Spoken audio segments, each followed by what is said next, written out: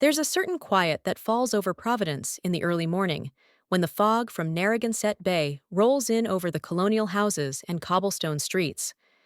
It's in these moments, at 5 a.m., with flour on my hands and the scent of vanilla in the air, that I feel most myself, and most alone. Or at least, that's how it used to be. I never planned on falling in love again at 43. After Claire left, taking half our shared dreams and leaving me with an emptiness that echoed through every room of the Harborview Inn, I had convinced myself that some chapters of life simply close. That romance belonged to a younger Angela, one who hadn't yet learned how quickly certainty can crumble. But then Emily Hart walked through my door on a Tuesday in April, with rain-soaked boots and a camera bag slung over her shoulder. "Something smells incredible," were her first words to me, not even a hello.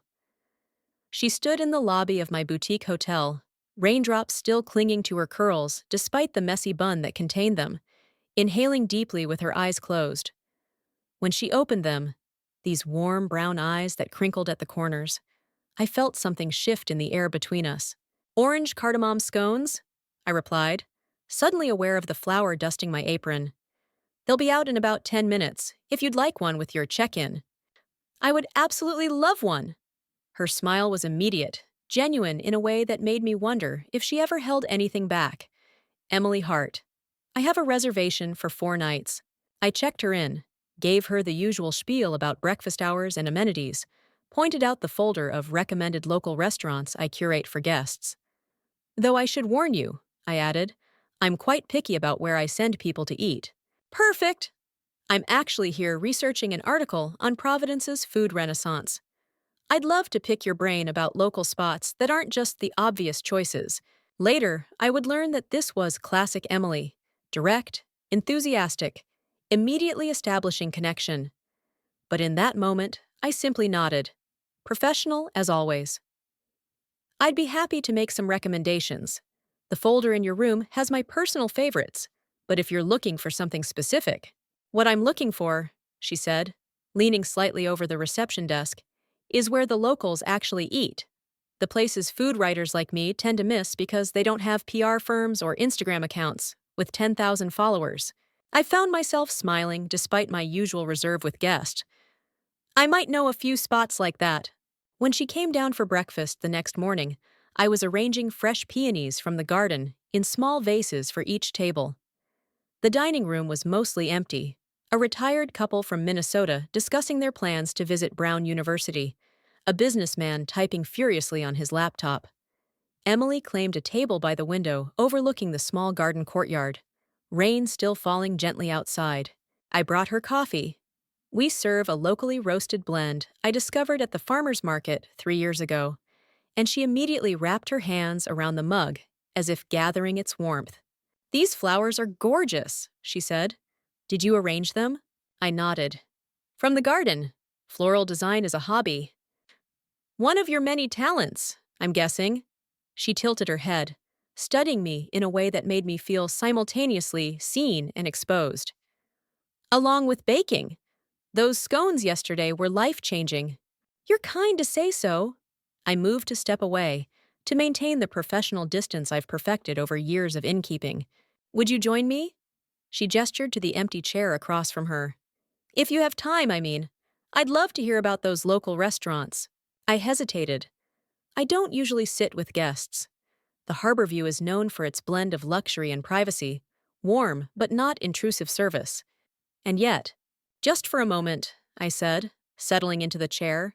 That moment stretched into 30 minutes of animated conversation about Providence's hidden culinary gems, the Dominican place on Atwell's Avenue, with the best mofongo in New England, the Korean-Italian fusion restaurant run by a married couple in Fox Point, the bakery on Hope Street, where the bread is still made in century-old brick ovens.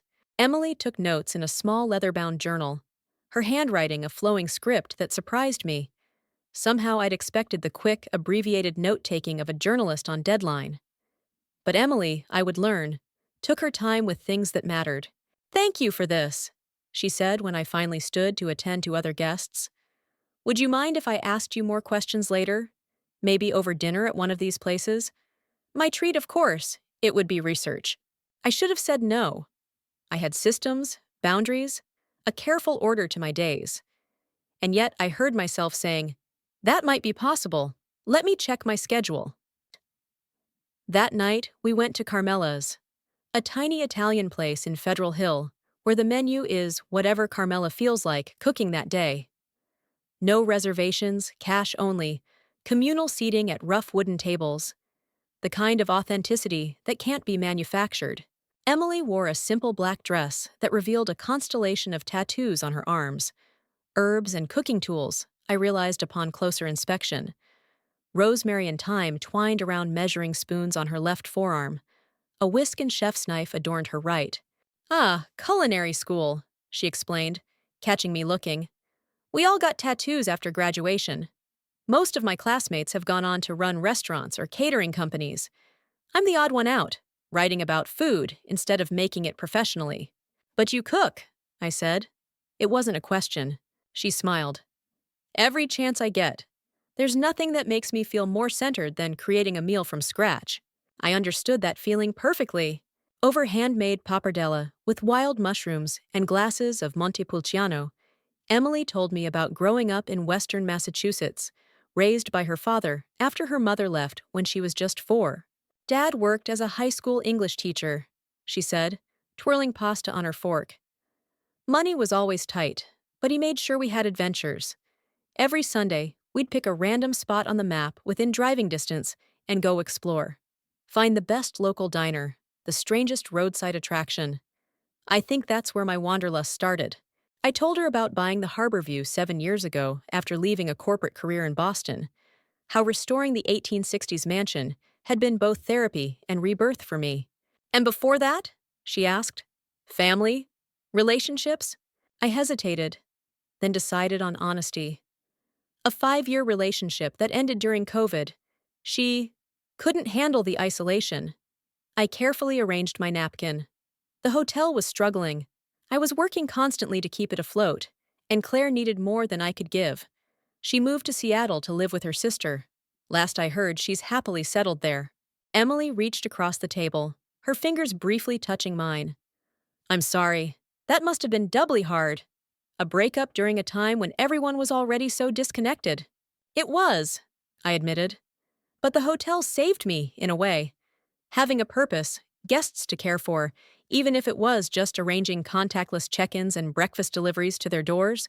We stayed until Carmela shooed us out at closing, our conversation flowing as easily as the wine. Walking back to the hotel through streets glossy with rain, Emily linked her arm through mine. "To keep from slipping," she explained, though the pavement wasn't particularly wet. I let her keep her arm there anyway. Each day of Emily's stay followed a similar pattern. She would explore the city during the day, researching her article. Evenings, we would visit another restaurant on my recommended list, our conversations growing deeper, more personal. I learned about her nomadic life as a food writer, traveling 10 months of the year, subletting apartments in between assignments. She learned about my careful reconstruction of life after Claire, the greenhouse I'd added to the property where I grow flowers and herbs, my weekend architectural tours of historic Providence. On her third night, after a meal of fresh seafood at a dockside restaurant in nearby Bristol, we walked along the waterfront. The spring air was cool, carrying the scent of salt and possibility. "I've been thinking," Emily said, her shoulder occasionally brushing mine as we walked. "My article is supposed to focus on Providence's food scene, but I'm finding myself more interested in your story. The innkeeper who creates these amazing culinary experiences for her guests, who knows every chef in the city by name, who can talk about the history of New England cuisine like a professor." I laughed, slightly uncomfortable with being the center of attention. "That hardly seems like what your readers are looking for." "You'd be surprised. People connect with people, not just places or restaurants." She stopped, turning to face me. "Would you let me interview you properly? Maybe feature some of your recipes? Those lavender shortbread cookies you served at tea yesterday were incredible." "They're nothing special," I demurred, though secretly pleased. "Just an old family recipe I've tweaked over the years." "Angela." She said my name like it was something precious. "Stop doing that." "Doing what?" "Diminishing yourself. Your hotel is extraordinary, this perfect blend of history and comfort. Your baking could win awards.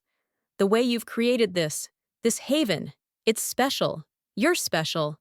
The intensity in her eyes made something flutter in my chest, a sensation I hadn't felt in years. I looked away, out toward the dark water of the bay. I'm just doing what I love. Exactly. Her hand found mine in the darkness, fingers intertwining with a certainty that took my breath away. That's what makes it magical. I should have pulled away. She was 14 years younger, a guest at my hotel, a wanderer by profession and personality. Instead, I let my fingers tighten around hers. We stood there for a long moment, the distant lights of the Claiborne Pell Bridge reflecting on the water, neither of us speaking. Then Emily tugged gently at my hand. It's getting cold. We should head back. The walk to the hotel was quiet, our hands still linked, the significance of this shift hanging in the air between us. At the hotel, when we reached the staircase where we would part ways, she to her room on the second floor, me to my private quarters at the back of the first floor, Emily hesitated. Angela, she began, then stopped, seeming uncharacteristically uncertain. It's late, I said softly. We both should get some sleep. Relief and disappointment crossed her face in equal measure. Right, of course. She leaned in, pressing a quick kiss to my cheek. Good night, then.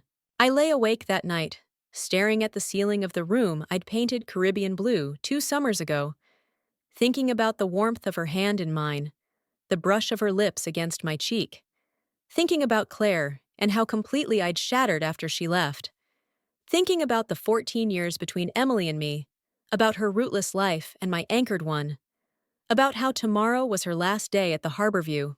Morning came with the soft pink light that makes Providence look like a watercolor painting. I was in the kitchen early, as always, but today I was making raspberry white chocolate scones, a recipe I'd been working on but hadn't yet perfected. Emily appeared in the kitchen doorway just as I was taking them from the oven, her curly hair loose around her shoulders, wearing jeans and a soft green sweater.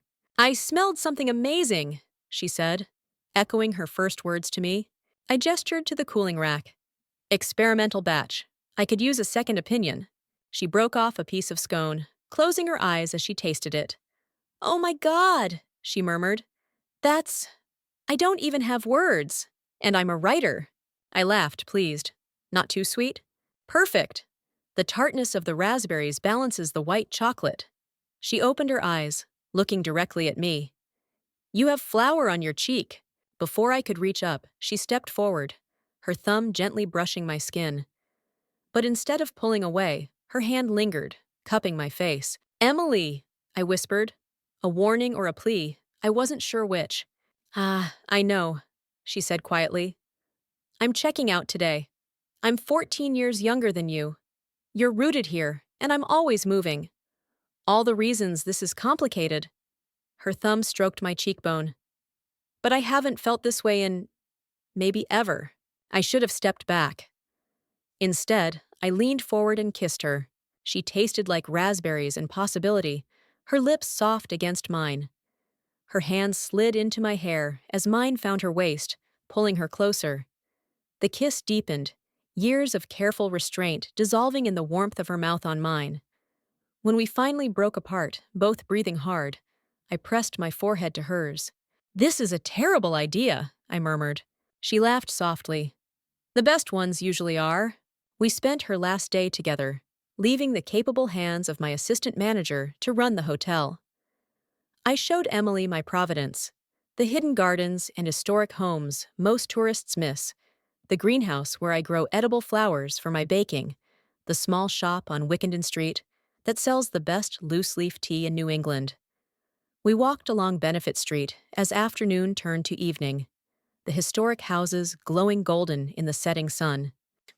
I could extend my stay, she said, as we sat on a bench overlooking the river. Just for a few days. I shook my head.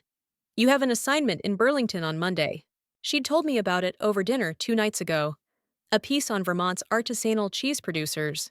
I could reschedule? No. I took her hand, running my thumb over her knuckles.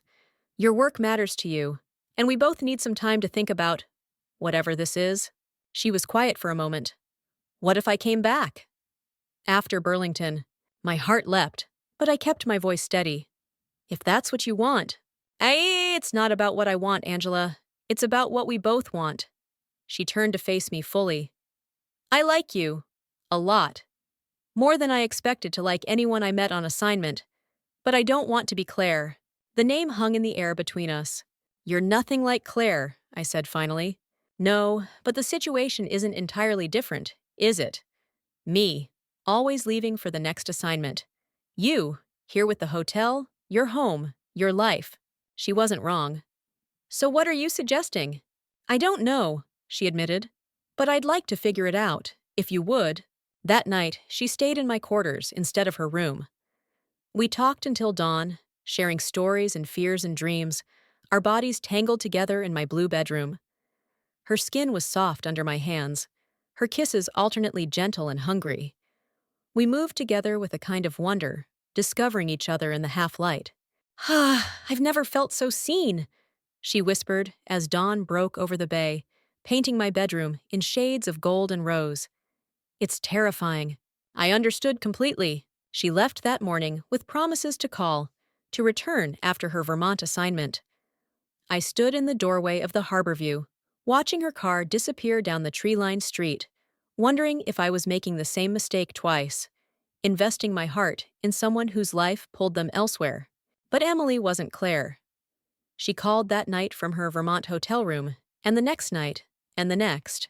We talked for hours about everything and nothing, her interviews with cheesemakers, my struggle with a new lavender honey cake recipe, books we'd loved, places we dreamed of visiting. 10 days later, she returned to Providence, staying once again at the Harborview, though she spent every night in my quarters. For 2 weeks, we existed in a bubble of new love, exploring the city and each other. She worked on her articles from a corner of my office. I taught her family recipes in the hotel kitchen after hours.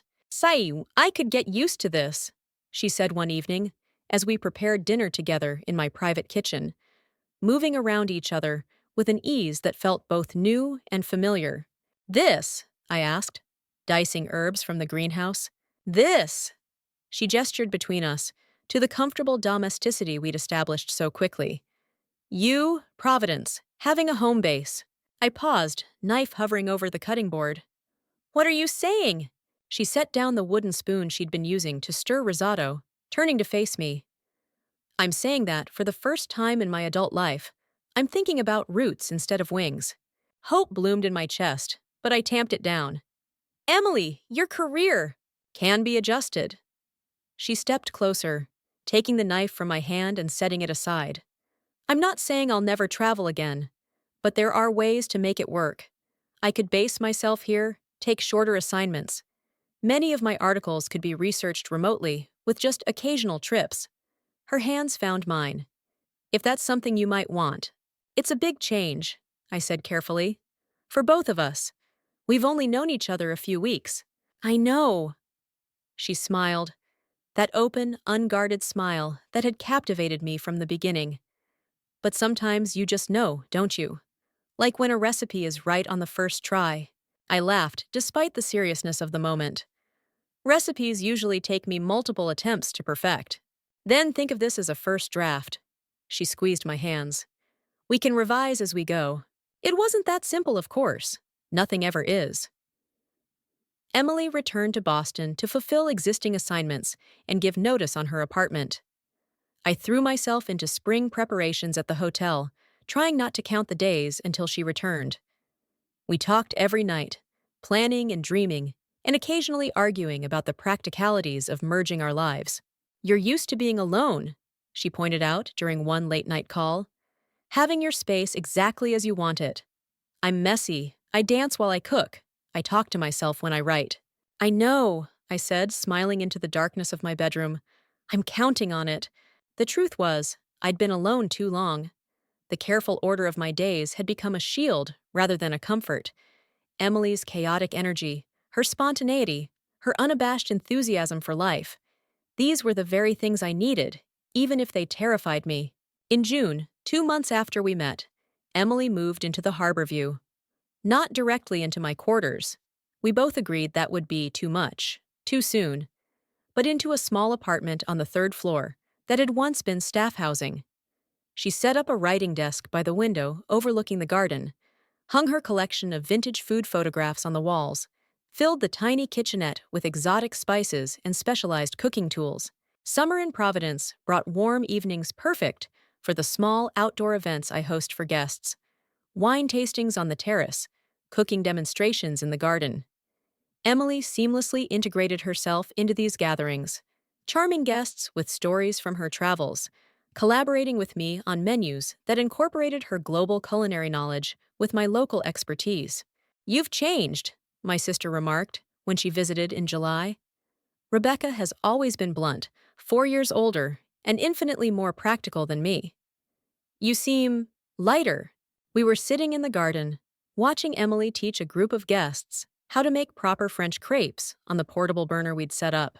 "I'm happy," I said simply. Rebecca studied me for a moment. "After Claire, I wasn't sure you'd let anyone in again." "Neither was I." "She's young," Rebecca observed, nodding toward Emily, who was laughing as she flipped a crepe with theatrical flair. "She is." I sipped my lemonade. "But she's also old in the ways that matter. She knows who she is, what she wants. And she wants you." I smiled, watching Emily demonstrate the perfect crepe folding technique. "Apparently so." "Well," Rebecca patted my hand, "it's about damn time something good happened for you." It wasn't all smooth sailing. Emily struggled sometimes with the constraints of hotel life, the need to be quiet in the mornings, the lack of complete privacy, the constant presence of guests. I found her nomadic habits occasionally infuriating, the half-empty coffee cups left in strange places, her tendency to disappear for hours on impromptu research walks without telling me where she was going. Our first major fight came in August, when she received an offer to cover a food festival in Japan, an all-expenses-paid 3-week assignment that would be a major boost to her career. "You should go," I said immediately, though my stomach clenched at the thought of 3 weeks without her. I know I should," she said, pacing the length of my quarters, where we'd been having a quiet dinner. "Professionally, it's a no-brainer. But what?" She stopped pacing, looking at me with those expressive brown eyes. "But I'm afraid." "Of what?" I asked, genuinely puzzled. "That I'll go, and while I'm gone, you'll remember how much you like your orderly life. That you'll realize you don't actually want someone who disappears for weeks at a time. That this, us, works better in theory than in practice." I stood, crossing the room to where she stood. "Emily Hart," I said, taking her face in my hands. "I spent 2 years creating the perfect, orderly life after Claire left. And you know what? It was lonely as hell." I kissed her softly. "Go to Japan. Take beautiful photos, eat incredible food, and then come home to me." She went. For 3 weeks, we navigated a 12-hour time difference, snatching video calls when we could, sending messages and photos back and forth. I woke each morning to find my phone filled with images she'd sent while I slept. Street food vendors in Osaka, ancient temples in Kyoto, the organized chaos of Tokyo's fish markets. I sent her pictures too. Sunrises over the bay, new flower arrangements in the dining room, the batch of matcha cookies I'd made in her honor. The night before she was due to return, I couldn't sleep. I wandered through the quiet hotel, checking locks and turning off lights as I always did, but my mind was racing. What if she'd rediscovered her love of constant movement? What if 3 weeks away had shown her that she wasn't ready for the life we were building? At 2 a.m., I found myself in the greenhouse, the air humid and fragrant with herbs and flowers. My phone buzzed with a text. "Are you awake?" I replied immediately, "Yes, can't sleep." My phone rang seconds later, Emily's face appearing on the screen. "Hey," she said when I answered, her voice tired but happy. "I'm at the airport. Flight's delayed, so I have a few minutes to talk." "Everything okay?" I asked, settling onto the small bench among the potted lavender. "More than okay." She paused. "I had an epiphany somewhere over the Pacific." My heart stuttered. "Oh!" I've spent my whole life chasing the next thing, the next story, the next city, the next experience. always moving, never staying still long enough to build anything lasting. I could hear the smile in her voice. But these 3 weeks, as amazing as they've been professionally, all I could think about was coming home. To the harbor view, to you. Tears pricked at my eyes. I've missed you, I said simply. Ah, I've missed you too. So much that it actually hurt. Physically hurt, sometimes.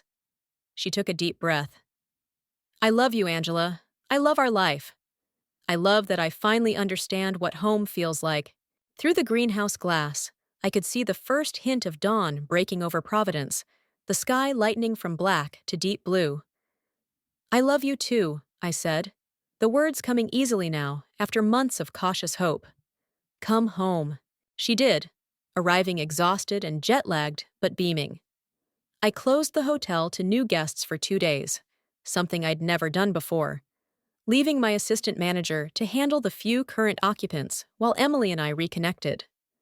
We barely left my quarters, cooking meals together, sharing stories, relearning each other's bodies after weeks apart. On the second night, as we lay tangled in sheets scented with the lavender, I tuck between them when they're folded in the linen closet. Emily propped herself up on one elbow, studying my face in the moonlight that filtered through the gauzy curtains. What? I asked, suddenly self-conscious under her gaze. I was just thinking about the first day we met. How you looked in the kitchen, with flour on your apron, and that focused expression you get when you're baking. She traced my cheekbone with one finger. I knew then.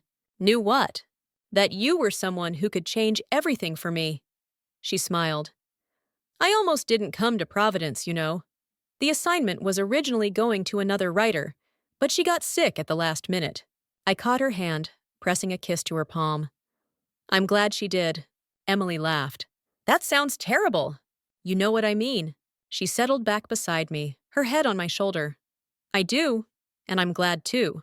Fall came to New England in a riot of color, the trees around the harbor view turning brilliant shades of red and gold. Emily had fully settled into life at the hotel, establishing a rhythm of work and travel that suited us both. 2 weeks away, 4 weeks home became our pattern, with daily calls and messages filling the gaps when she was gone.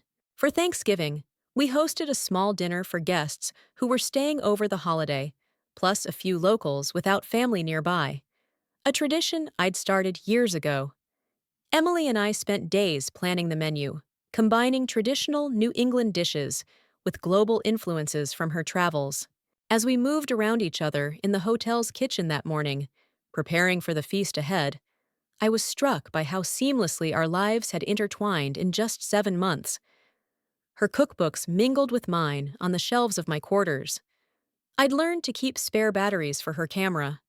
She'd learned exactly how I liked my coffee in the morning. We'd developed inside jokes, shared references, the secret language of couples. What are you thinking about? She asked, catching me watching her as she expertly crimped the edge of a pie crust. How right this feels, I said honestly. You. Me. This place. She smiled, that smile that still made my heart skip. It does, doesn't it? Like all those years of wandering were just leading me here. Later that evening, after our guests had departed with leftovers carefully packed in containers, we sat on the terrace despite the November chill, wrapped in blankets, a bottle of wine open between us. I have something to ask you, Emily said, her expression unusually serious in the light from the string lights overhead. My mind raced through possibilities. A longer assignment away? A book deal that would require extensive travel? I've been thinking, she continued, about my apartment upstairs. What about it? I asked, confused. It's served its purpose, I think. She reached for my hand beneath the blankets. When I moved in, we both needed that space, physical and emotional. But now, understanding dawned. Now? Now I find myself only using it as an office. All my clothes are in your closet. My toothbrush lives in your bathroom. She squeezed my hand. I thought maybe it's time to make it official, if you want. Are you asking to move in with me? I smiled. Completely, I mean. She nodded. I am. But I'm also asking something else. From her pocket, she withdrew a small box, and my breath caught. I'm not proposing, not exactly. Not yet, but I wanted you to have this. Inside the box was a delicate silver key on a chain. It's a key to my Boston apartment, she explained. I'm keeping it as a writing studio, somewhere I can go when I need focus or when I have meetings in the city. But I wanted you to have this key as a promise. Her eyes held mine, steady and certain. A promise that no matter where I go, I'm always coming home to you. I lifted the key, letting it catch the light from the string lights overhead. It's beautiful, I said, my voice thick with emotion. There's an inscription, she said softly. I turned the key over. Engraved on the back were the words, "Where you are is home." As she fastened the chain around my neck, the key settling in the hollow of my throat, I thought about the journey that had brought us here. From that rainy April day to this November evening. How a chance meeting, a shared love of food, and the courage to try again after heartbreak had created something neither of us had expected to find. I love you, Emily Hart, I said, the key warm against my skin. Ah, I love you too, she replied, pulling me closer under our shared blanket. Now, about those Christmas decorations you mentioned, I was thinking we could add a gingerbread making station for the guests. And as she talked excitedly about holiday plans and winter menus, I listened to the sound of her voice mingling with the distant lapping of water against the Providence shoreline, the rustle of late autumn leaves, the quiet breathing of the old house behind us. The sounds of home. Our home. They say that lightning doesn't strike twice, that the kind of love that changes you comes along only once in a lifetime, if you're lucky. But sitting there with Emily under a New England sky, with the key to her heart literally hanging around my neck, I knew differently. Sometimes life offers second chances. Sometimes love arrives unexpectedly, in the form of a rain-soaked traveler with a camera and a smile that feels like belonging. And sometimes, if you're brave enough to open the door, it decides to stay.